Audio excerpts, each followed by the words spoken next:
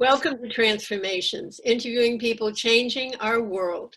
I'm your host, Diane J. Shaver, and as you've seen by now, all of our world changes were going along their life and something happened that changed their direction. And when they followed it, it was exactly what they should be doing, and they created a movement, and they're changing the world that way. So our guest today is a great example of how your life can pivot. And her name is Dr.Shawne Duperon, and she was a TV producer and... You know what, I gotta have you say my name right. It's Duperon. Sorry. Oh, I'm sorry. We can start again. Thank you. I was going to ask you and then I forgot. Don't worry. Thank you. Thank you. I so appreciate you. Yep. Okay, we'll start again. I'm so sorry. That's all right. No, it happens all the time. Usually Hailey sends a phonetic spelling, but... Well, usually I ask, and I thought about it, and then a few other things happened. I had to, anyway, it doesn't matter. Yep. But and anyway, this is for your podcast, correct? This is for your podcast. Yes. Okay, gotcha. Okay. Yeah. All right. So say it one more time. Duperon rhymes with Sharon. Duperon, right? Okay, I love it. Okay, so let me go. No. Okay, so it's still okay. Welcome to Transformations, interviewing people changing our world.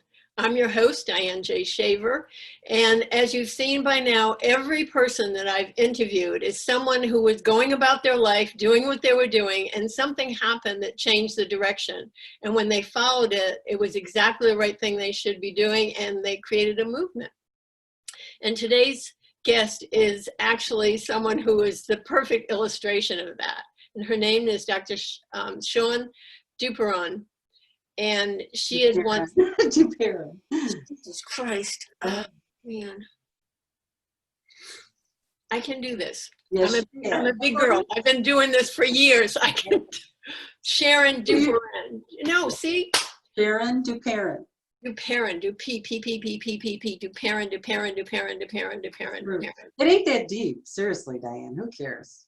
I care. I got it. But it really ain't that deep. It's so what? Okay, here we go. If we don't get it right this time, it's okay. How's that? We're getting it. Duperon. Okay. Welcome to Transformations, interviewing people changing our world. I'm your host, Diane J. Shaver, and as you've seen by now, every world changer I've interviewed was going around their life, doing what they were doing, and something happened that changed the course of their life. And they followed it, and a movement was born. And my guest today is someone who did exactly that, and her name is Dr.Shawne Duperon. And she had won 6 Emmys as a TV producer. She was researching good gossip, and all of a sudden, something happened. She produced a 5-minute video on forgiveness. It went viral. World leaders noticed it, and she was even nominated for a Nobel Peace Prize because of it. But I'm going to let her tell you how this all happened. So please help me welcome Dr.Shawne. Yeah, that's what everybody calls me, Dr. Shawne. Yeah, but everybody calls me Dr. Shawne. We've had trouble. The reason we're saying that, I have to let my audience in on this. I've had trouble pronouncing it. So I'm doing better. I'm doing better. So that's why everybody calls me Dr. Shawne. Everybody calls me Dr. Shawne. Okay, but tell us that 5-minute video. You must have been taken aback. You couldn't have been expecting what happened. You know, it's funny. You know how you know, but you don't know? Yeah. And I knew. Yeah. I knew it was that profound. The story was that profound. I didn't expect it to take off as quickly as it did. I knew it was profound though, because I know that the conversation of forgiveness is important to whatever gender, race, creed, religion, where your socioeconomic backgrounds. Forgiveness is a big deal. And this was a story of forgiveness, and I knew it was going to rock the world because it was a high leadership conversation on forgiveness. Well, I like that high leadership conversation. That's perfect. So how did that lead to the Forgiveness Foundation and Project Forgiveness? Yeah, just the need for it. That for the exact need for the conversations that we're having around like dispelling myths, forgive and forget. No, it's just not. If you lose a child, to breast cancer. Let's say you're grandmother age, like my age, and I lost my daughter to breast cancer. I'm not going to forgive and forget. It's not going to work that way. Yeah. So it's such a customized, delicate, individual experience. There's pieces that are woven with all of us as human beings that we experience in it, and it's very deeply, deeply unique, like a fingerprint. Yeah. So how would that play out? Look what's been going on in this country. Whenever people watch this, there's been a lot of race riots and all kinds of things going on. How can that help what's going on now? You know, forgiveness is a process. Yeah. It is, you know, research will say some will say there's 11 stages to it. Some will say there's 3. We always jump on this bandwagon of 5 because it makes sense. It starts with shock, anger, grief, acceptance, and peace. And it's a non-linear process. And you can feel angry one day and then feel peaceful 3 days later, then go back to shock. So it's this woven experience. And what's going on now is, well, I'd have to differentiate it between white people and black people because there's such a different experience around the conversation of white privilege. I, as a white woman, have a very different experience of this than someone who is black. So there's many, many pieces to this. And the bottom line right now is more people have been shocked. More people of not just color, of every background, have been experiencing shock, have been experiencing anger. And the most important piece is grief. Yeah. Grief is just so imperative to the conversation of forgiveness, and people are grieving. And there's this I don't know, perfect storm, even though it's not perfect. And it's a perfect storm with the pandemic, people being forced to sit still and face things and be with stuff. And you know, what are my rights? Can I leave my house? Can I not leave my house? So it's just this cataclysmic thing that's happened. And then watching people of all different races kneel. Mm-hmm. The kneeling, the act of mercy, the acceptance that all lives do matter, and right now we need to focus on Black lives because they're the ones that are hurting. And to be able to acknowledge that and see it and feel it, powerful beyond words, powerful. Why is grief such a big part of that? Because, I mean, everybody's been grieving. There's no question. Yes. And we can actually get grief fatigue even, because if you're in that constant state, that's why anxiety is at an all-time high right now. Percentages are over 50% of adults are suffering from anxiety. Grief is really hard to face and be with. And sometimes when we face grief, we think that we're never going to stop crying. And I have a very unique position on this. In the last year and a half, my father, my sister, and my mother have all died. Oh my God. It's my entire family. Right? I'm so sorry. I so appreciate that. You can actually feel my moment of grief even talking about it right now. Sure, and it should be there. It's overwhelming. Yeah, it is. And the more I'm able to be with the grief over time, the more I'm able to meander through the day. You know, a year ago, hard to get out of bed, right? Sure. And here I am now. I keep trying to find the blessings. And why did this happen like this? Why am I the survivor? Because all my family members had cancer, different types of cancer. And it really has been a journey of forgiveness. It has completely been forgiving God, Allah Buddha, whatever you believe that put you in this predicament. Forgiving God, Allah Buddha, that you lost your job and you're struggling to pay your rent.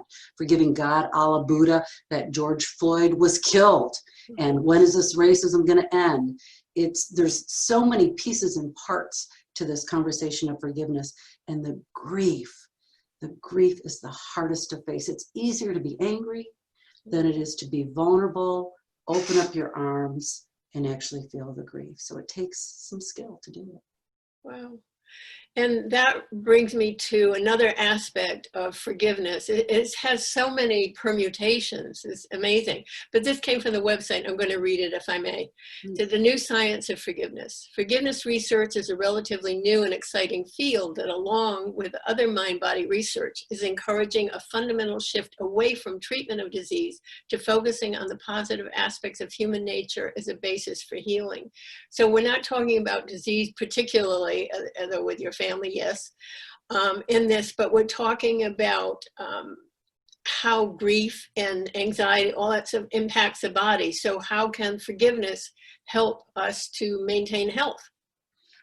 This is an awesome question, Diane. I love that you asked this and the way that you asked it, because looking at my family, I'm very open about my background, where I come from, how I grew up. I'm an incest survivor.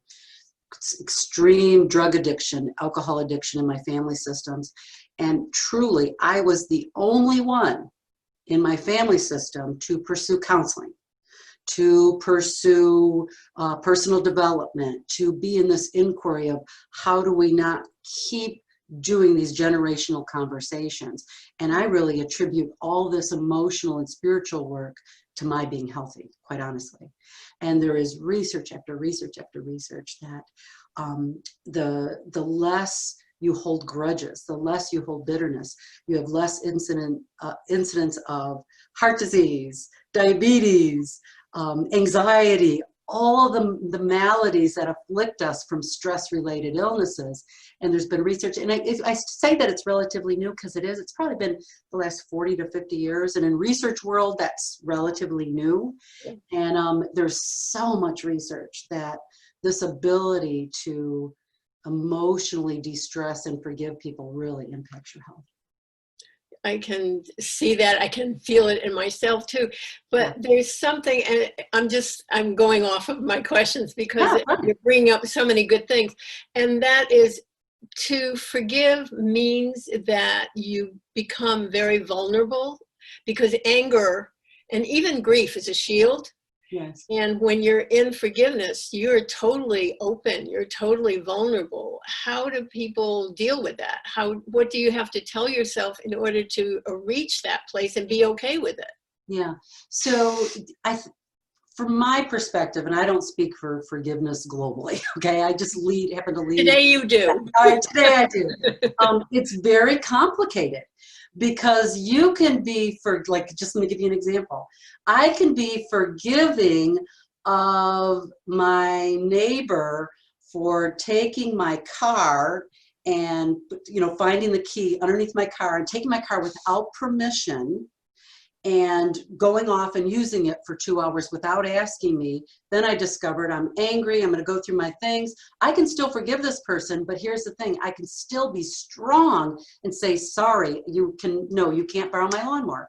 No, you can't borrow my hedger. Move my key. I can set really, really strong boundaries. And that's actually part of vulnerability, is setting strong boundaries. So when you open your heart, you're also protecting yourself, because that's what vulnerability is all about. That vulnerability isn't always laying there wide open for people to trample on you, right? And I know that's not what you meant at all. I just wanted to clarify that vulnerability is also very powerful and strong. Yeah, because there's nothing that anybody can take from you. When you're in that place, you're where you are. And I was thinking, the AME tragedy that happened here, the murders that happened here, and that the family forgave that reprehensible person. I'm not sure I've forgiven yet. And then also with the white police officer that went into, she thought, her own house and shot the Black man that was sitting there, and the family, one of the cousin or somebody forgave him. How do people do that? What do they have to tell themselves? And what does forgiveness, you can't read their mind, but what you would project, what does forgiveness mean in those instances that are so dire? Yeah, and this is an exquisite conversation, because even the definition of forgiveness is different for everybody. Sure. Right? Doesn't have to mean forgive and forget. Doesn't mean forgive, you're absolved. I'm an incest survivor. People, when I'm interviewed, I get interviewed a lot. Do you forgive your perpetrator? And I don't know if I'd use the word forgive. I would use the word accept. I accept that this has happened to me. I've done a lot of work around it. I would not be the amazing, compassionate, loving person I am without my history. Like, truly. Do I wish this on anyone? No, no, no, no, no, no. And do I really forgive when I call him Gary? I don't know. To me, that isn't the question that satisfies my soul and brings me peace. I'm looking for acceptance and peace. And you look at someone that does that forgives automatically, like, please let me hug you, and a travesty happened. I believe that's genuine for people. People are very different in how they process information and from our experiences and how we look at things. Some people might say it's inauthentic forgiveness because forgiveness takes time depending upon the varying degree of the offense. It's different for different people. When someone is like, oh, give it to God, let go and let God, someone that, I'm going to let it go and give it to God, it actually, someone else like me might say, well, where's the vulnerability in that? How are you feeling about this? Where's your grief? Where's your anger? Where's all those different pieces that you need to pick apart to actually process? And then I have to accept that some people process differently. Yeah. It's funny, for me, for one of the things that happened for me, I had to forgive someone, and I didn't try, but one day it was just, I didn't feel that anger or bitterness or anything anymore. It just was gone. Yeah. So it was given. It was not something I did. It was given. Yeah, I've experienced that too. I've heard many people share that kind of an experience as well. And there's no there's no template for forgiveness. There's no and nor is it going to be the same every single time. The forgive and forget can be easy. Like if I'm on the freeway and I get cut off on the freeway, as long as I'm safe, I don't get too hooked by that. Like, I won't be mad about that for hours or anything. I know people that will be mad about that for a long time. Right? To me, that's a forgive and forget. Yeah. Oh, I just sent him a blessing. Maybe he had an emergency and didn't see me, and blessing. And it just depends on how you look at it and how you're willing to process it, and even how you're made as a human being. Yeah. And what that fronts as, that anger at the person driving, is certainly something else. It's loaded with whatever else is behind it, usually. So, yeah, it can be, and it can just be frightened that you thought you were going to die. Yeah. That fight or flight in the amygdala brain, right? In the amygdala brain, that fight or flight that happens. Yeah. One of the things that's interesting to me, not in all my interviews, but some of them recently, is that the people who are most compassionate and forgiving have been through the most horrendous things. What is it that makes it so that those of us who understand compassion and forgiveness, or at least can work on those, have to go through such horrendous childhood or experience? What is it in those terrible, terrible experiences that makes us whole? Because it does make us whole. Yes. And there's many pieces to that. And I look at someone like me, did you come from trauma? Is that what you're alluding to as well? Is that an appropriate thing to ask? I didn't have things like that. I had a jealous mother who didn't like me very much. So mine was benign compared to what you went to, but it's soul damaging. Yeah. The other piece, though, even though yours was benign, it's less tangible. And from the research that I've done, that actually can be even more insidious than something I went through, because it's intangible and you can't grab it. Right. And you're like, am I crazy? What am I, does my mother really love me? Those kinds of conversations. And here's the distinction that I've seen, is that I meet a lot of people like me and like you that have gone through some tough stuff and have done the work to heal. Yeah.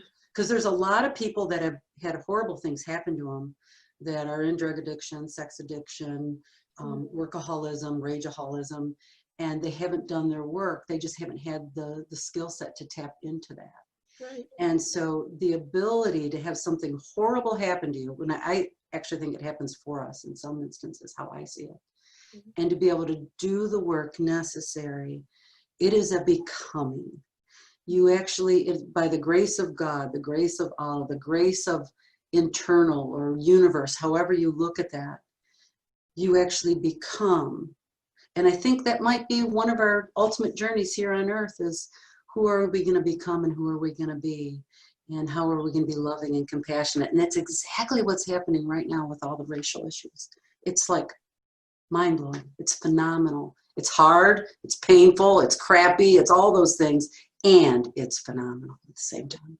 And it's interesting what you said about people doing the work, because I have people around me who are racist. They have no idea. And Yeah. I didn't know. I started doing research on a book that I wrote about the middle journey, middle passage, which was absolutely horrendous. And then as I've listened to people talk, I've started to see about white privilege and all of that. And yet there are people around me who have no idea at all. But I mean, it only takes 1% to make a paradigm shift. It doesn't have to be all of us. And do you feel that that shift is happening? Something's happening. I don't want to be too optimistic and say that, you know, I do think we're definitely on the track of raising awareness about privilege. We're definitely there. And I just know from everyone that I've talked to, been with, how we share, because we reach millions in social. We get a lot of feedback and information. And something's different about this time. There's something that was a tip over with a breakthrough, particularly with white people, to actually feel the grief, feel the anger, to actually get, it's not all lives matter. We really are focusing in and honing in on Black lives because that's where it's needed. And that it's not an and, it's not a but conversation, you know, white or Black or, it's an and conversation. And right now it's time to focus on African Americans because it's important. But I think a lot of things are going on right now. For me, as difficult as this time is, and I mean, I'm not suffering in any way, shape, or form. I'm very fortunate. But the cataclysmic things going on, I think, feel very purposeful to me because they're stopping us short. And we can't continue as usual. I mean, we literally are stopped in our tracks. And that's making us look at things. It's making us evaluate. And not everyone's going to do it. But I think there's enough people doing it where things are changing. I mean, greed, government, you know, corruption in the highest in the land, all of that stuff. And so the racial thing, I think it's the perfect time for that. Everything is going to erupt. Yeah, you're spot on. That's exactly what's happening. I even look at me like part of my business is I'm a media trainer. I'm always about bringing people together, and Project Forgive is always about bringing people together. So I've never been involved politically because Project Forgive is non-religious and nonpartisan. And personally, though, I've been thinking since we've been in this place of pandemic and all this racial tension, that I want to apply to be on our gerrymandering committee for the state of Michigan. I'm in Michigan. I've never wanted to do anything like that, ever. And I'm like, wow, this is where I could really bring in my voice and bring people from different backgrounds together so we can find a way to cohesively work together. So I think many people are having this experience. Mine just happens to be about gerrymandering. And I think you're spot on, Diane. I think everyone to some extent is impacted in some way by this. I mean, It feels very purposeful. Yeah. And so that's the good news. So I think from all of this, and I think that's how it's always been. I mean, we talked about our personal life, going through hard things, and then we become more whole. I think that's true in cultures too. That as we've gone through things as a human history, we come out better on the other side for the most part. So how do compassion and kindness work with forgiveness? How are those three feel very nested? You know what? You know, it can be. And then it can also be, because I love to talk about boundaries, because people are always wanting to be, I have to be a nice person. I have to be a good person, especially around the conversation of misogyny. I have to be a good girl. And what would happen if you said no? And what would happen if you said, no, that doesn't work for me? Does that mean you have to be compassionate and kind when you say, no, that doesn't work for me?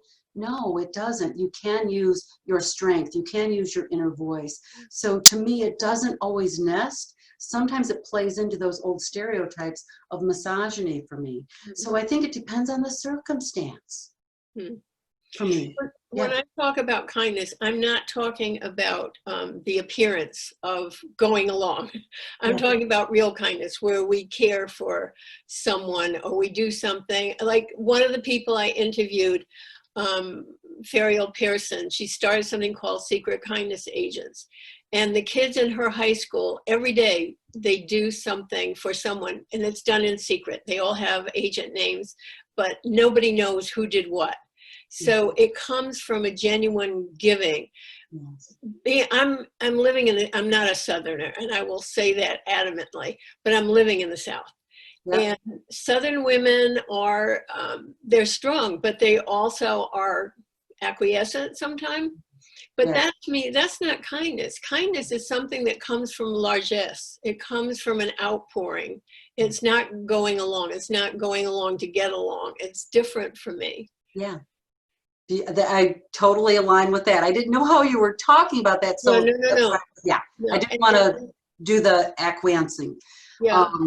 Same thing with compassion. Compassion is something that you evolve to.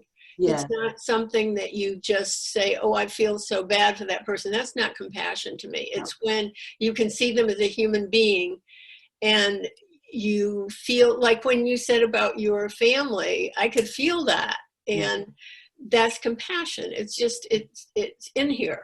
Yes. And to tie this in with what you shared about earlier, when you do your work, when you do your grief work, you evolve and become, and you naturally have compassion that you wouldn't have had prior to doing all the personal development that you did. So you are spot on. You are so spot on. It's really so interesting. And then another aspect of your website, there's so many different aspects to you and, and all that. I love it.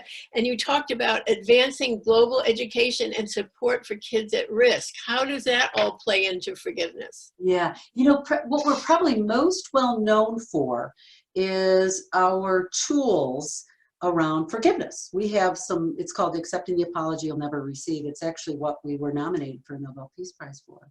And our focus is longitudinal. We spend time developing teachers, probation officers, community leaders that impact kids on a daily basis. So there's a lot of organizations that make a difference for Kids Direct. We don't focus on Kids Direct. We take the longitudinal approach because we think of it like asthma. If the kid has asthma and his environment is causing it, you take him out of the environment, give him a new inhaler, but if you put him right back in the same environment, he's not going to flourish the way that we would like him to.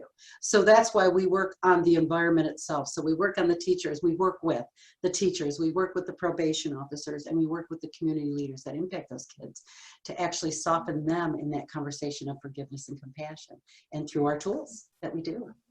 So you give them power and over their own power. Let me put that way. You're empowering them to, there is something empowering about being able to forgive, being in a position to be strong enough. So that's a powerful tool you're giving them.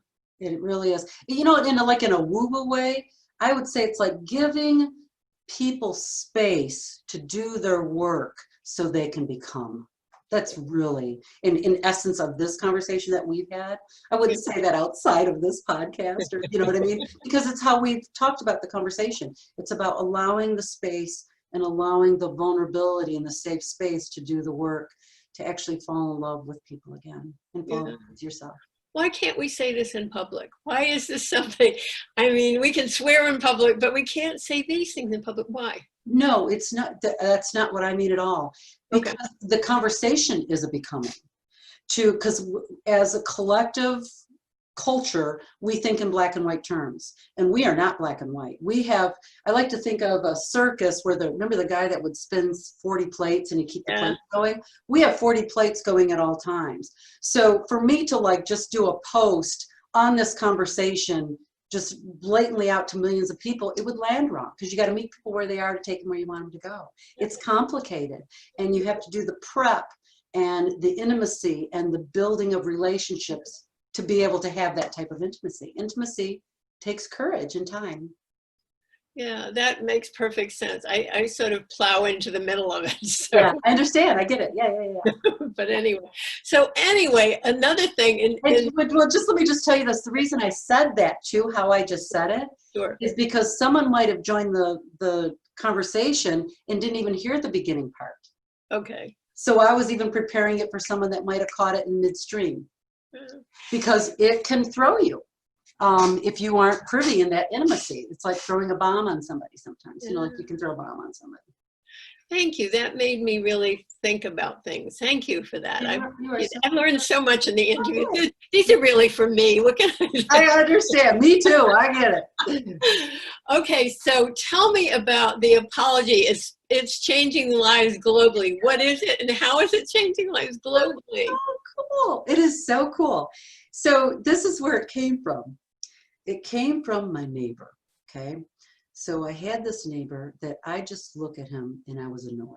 He's one of those people, you were like, you just, as soon as you just go, and like, this is like what would happen. I'd go out and get my mail and he'd say, "Good morning, Shawn." And I'd say, "Yeah, but you know, Bob, it's 6 p.m. And he'd say, "I know, but you look like you just got up."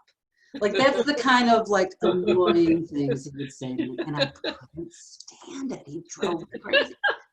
And it was an issue. Like, it wasn't like if he wasn't around and I didn't see him, I wouldn't think about him. It wasn't like that. It was just when I'd see him, I'd feel the twitch, like, oh geez, here he comes, and want to avoid him. And like, well, hang on a second here. Here I am professing to have this movement that reaches tens of millions of people every month. I say, do I practice what I preach? And here I am, like, if he were to go gossip about me, he would say I was a mean, nasty woman. That would be his experience of me, okay? Because I'm annoyed with him in this constant state. So there's nothing I can do about him. The only place I have power is right here, and this is where the tool came from. So what I started to do is I started to pretend in my mind's eye that he was apologizing to me. He was not apologizing. That was not happening. I was in my mind's eye, he would say something like, "Oh, Shawn, I did it again. Sometimes it gets so awkward, you know, in social situations. My social skills aren't the best." And I say dumb things. I put my foot in my mouth and I just go, "Oh, how could I say that?" And then you know, the truth is, I just really want you to like me. And I say, "You know, I'm just so sorry. Would you forgive me?" I can accept that apology. And so what I noticed, it's not a one-shot deal. It's not like trying to get skinny for your wedding. You're going to, you know, diet the week before your wedding. It doesn't work that way.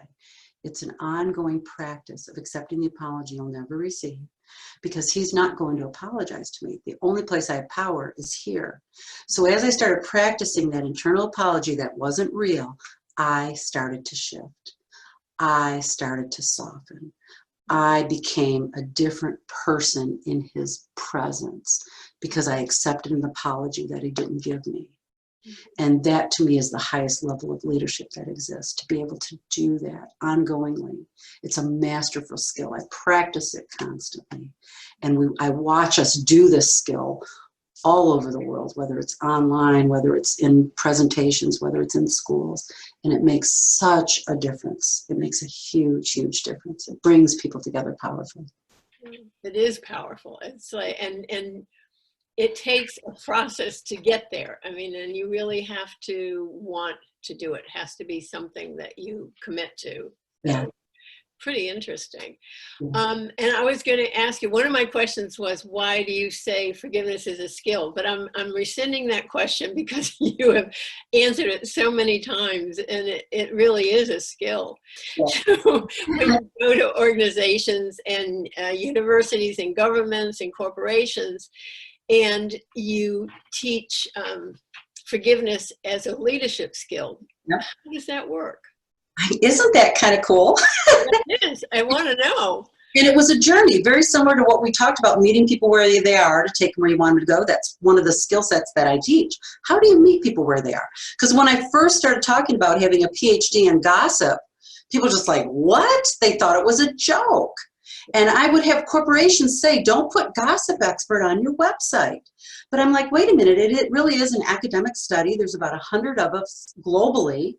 And when you think gossip, you think mean and nasty. That's not what the research shows at all. That mean nasty stuff is only about 5 to 7%. Gossip is one of the most profound and impactful ways to grow a conversation. So using this theory, gossip theory, that's how I made forgiveness go viral socially. And that's, I utilize those same theories and skills in corporations. It took time. It took time to allow, because forgiveness is very intimate, to allow conversations of forgiveness in corporations like General Motors, like Bosch. It was a conversation of intimacy over time that allowed that to come into the space. And that's how I even see what's going on racially, what's going on. It's been a conversation ongoing forever, and it's finally being allowed to come in the space where someone like a white cop will sit and kneel when 2 years ago it was seen as blasphemous to the flag when they were kneeling at the NFL. So it's a journey and a process. Do you see paradigm shifts in these cultures, in the corporate culture and government culture where you do this? Crazy, yes, I do. Yeah. Thank you. Just stay there. Don't do anything else. Just stay out all the time doing this. It's so fun. And I really dance and play in engagement in fear, and being tapped into how high the fear level is in a corporation, for instance. Yeah. Because you got to meet people where they are to take them where you want them to go. You can't take them too fast in fear, especially as a culture, a corporate culture. And there are a lot of progressive companies, even Clorox. I did it with Clorox, and they really embrace these kinds of conversations. That are so progressive. Wow. Inspires me about corporate America, actually. Do you think that it will ever be something that will kind of be an epidemic, like you'll get enough corporations and they'll kind of teach each other, or so that there will be a shift? Because obviously one of the things that's going on now is corporate greed has reached phenomenal levels, and it's not all of them, but it certainly is some that are quite visible. So how do we deal with that? Yeah. My game plan is not denial. It's to focus on where I want to put my energy. Good plan. Because I can just, with the politics as they are right now, I could talk about all the things that are wrong. And I'm even, being a former news person, I worked in news for 10 years in broadcast news. I'm really limiting how much news I'm even watching right now, because not to stay in denial, it's not about denial. It's about how much do I want to ingest in my body. So I, on a daily basis, and continually see corporations that are embracing this, that keep saying, wow, this is amazing. Diversity, inclusion, like, oh my gosh, supplier diversity, the folks that I work with. This is outrageous, I can't believe it. So I'm in that space with it, and I'm just watching it flourish, and that's good enough for me. And when I watch, like right now with the racial tension, and I keep seeing white men kneeling, that moves me. Yeah. Because to me, that is forgiveness and mercy and an openness to see somebody else's point of view, even though you can never relate to it. That moves me. So in my world, it's already happening. Yeah. And it moves me. And I think you're really right about not focusing on what's negative. I think seeing it and then doing what you can to change it is the key thing. Exactly what you said. So tell me also, I mean, you have so many different aspects. I love all of these. So on your Project Forgiveness, you have free tools for people. Who are they for? What are the tools? How do you want people to use them? Yep, and it's Project Forgive, because there are other projects called Project Forgiveness, and I just want to be really clear. I'm sorry, thank you. Project Forgive. Project Forgive, yep.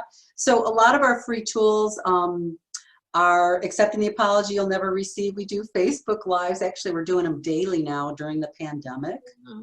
Tell us when, so my audience can know. Noon Eastern. So like as soon as I say goodbye to you, I'll pop up on live, and we might do some breathing activities or whatever we need to do. The social media aspect really focuses on everyday folks that are dealing with stuff. The actual programs and curriculum that we do really focuses on those that impact children on a daily basis. Oh, I love that. And who can take advantage of that? We select at this point. It depends on the grants that we receive and the philanthropists that point us in certain directions. Like we spend a lot of time in Pittsburgh right now, and we're getting ready to open up into Nashville. So it's more directed by those that provide funding in the areas that we make a difference for those that impact kids. Wow, I love that. And you made a link at some place where I read between communication and forgiveness. How do those two work together? I believe anything is possible. Anything is forgivable if you're willing to have some tough conversations and tough communication. And if you'll persevere and stick with it and be unstoppable, anything is possible, and anything is forgivable. What would a tough conversation be like? A tough conversation? In order to create a shift? Honestly, talking about political divides. Everybody can deal with this, has this in their family. You're Republican, they're Democrat, and how that infiltrating fighting happens in the family systems. Those are some tough conversations. I had that with my mother before my mother died. I have a gay son. My mother prayed for my gay son because she thought he wasn't worthy of God. I had some issues with that. And how I dealt with it, meeting her where she is to take her where I want her to go, is I just very gently would say things like, Mom, we got to agree to disagree because we're so far apart on this. And what I'd rather do is I'd rather be close to you because I love you. Doesn't mean we're going to be in denial about these conversations. Can we just put them to the side for now? And if we ever get to them, great. If not, I'm good with that too. I'd rather talk about stuff that brings us together rather than pushes us apart. Would that be okay? Wow. How could anyone say no to that? That's perfect. I'm learning so much from you. Thank you so much. So welcome. Tutorial. It's not a one-shot deal. You don't just say that once and it happens. No, I know. We've trained people to work, and I'm saying mostly for people listening, we've trained people to the way that we talk and the way that we're going to be treated or we treat them. We've been doing it for years. And so whenever it would come back up, the conversation of politics come back, oh, Mom, I want to remind you, I love you so much. And can we just pick that up and put it over here on the back porch? We even had analogies of where we put it. Oh yeah, oh sorry, I forgot, okay. And that's how it looked until we actually trained each other to allow ourselves to be close. Because intimacy is a skill too. It is. It most certainly is. The irony of this whole conversation is that a while ago, I was probably not in a great space, but I said something to someone on social media and accused them of running a scam. And yeah, yep. I made mistakes too. I'm with you. I did that. Yeah. And then this person has shown up on my Facebook page and has been, making conversation. And then the other day I looked at something. I'm always looking for people to interview that I think are fabulous. And there he is, the head of something that I was researching. And it was like, oh, okay, I really got this wrong. So I apologized to him. I said, I'm so sorry. And, I don't know why I said that. I don't know where I was coming from. I can't tell you. And I really can't because I'm in a different space now. Yeah. And I'm going to interview him next week. So it's just, it's phenomenal. And it's just, I don't know, it's about being human and accepting how human we all are, and we all are. I mean, everybody's vulnerable, everybody's screwed up, everybody, and everybody is delightful, and we're all of those things, and I think it's accepting that in ourselves and letting it be okay. Yeah, absolutely. And even in the course of this interview, we had moments where we're miscommunicating. It's not a bad thing. It's like, that's how you recreate and revisit. And it's like, oh no, I meant this. Yeah, and I meant this. That's just part of being human. That's how it looks. Yeah. That's how it looks. But I think this brings up a really good point, and that is we're not allowed, as we're growing up, to be human. We're not taught to be human anywhere, not church, not school, not at home, because we're supposed to be a certain thing. And it is a cultural thing per family or per church or per school, and it never develops in my opinion. Yeah. It never develops who we are as individuals and letting that be okay. There is a lot of truth to that for sure. So what's the next step? The next step to me is always growing, always learning, always reading. Like, what's the next book I'm going to read? I'm doing some art. I'm doing this artist book, The Artist's Way. Oh, cool. Yeah, so of course. Fantastic. Journaling every day. I'm always on some kind of journey. I got another one on white privilege that I just got that my children have been saying, oh, Mom, you got to read this. I just bought that one. Let me tell you what it is. Yeah. It is, let's see, white fragility. Oh, I saw that, and now I understand what it means. I didn't understand it first. Now I get it. So yeah, why it's so hard for white people to talk about racism. And she's a researcher. I really like how it's put together as a qualitative researcher. It's really yeah, good to know. I will check that out because I'd heard about that. So do you have any projects, events, books coming up, anything that we should know about? You know, the biggest thing that's happening is our documentary. We don't know the launch date. Fingers crossed, it's coming out this year, and we'll know more as we know more. And the biggest difference anyone can make for us is by hanging out with us on Facebook. We also have necklaces, the apology necklaces, if you ever want to support us. We also have new masks called, they say, kindness is contagious. We should have those in the next week. I love that. As a fundraiser for Project Forgive. So if that's something that lights you up. What's your Facebook page? Project Forgive. Okay. Project Forgive. Is there anything we left out that we should add in? No, I just love you. I love that you're creating conversations like this. I can feel your heart, Diane. Thank you. Yeah, I'm so glad I was on this with you.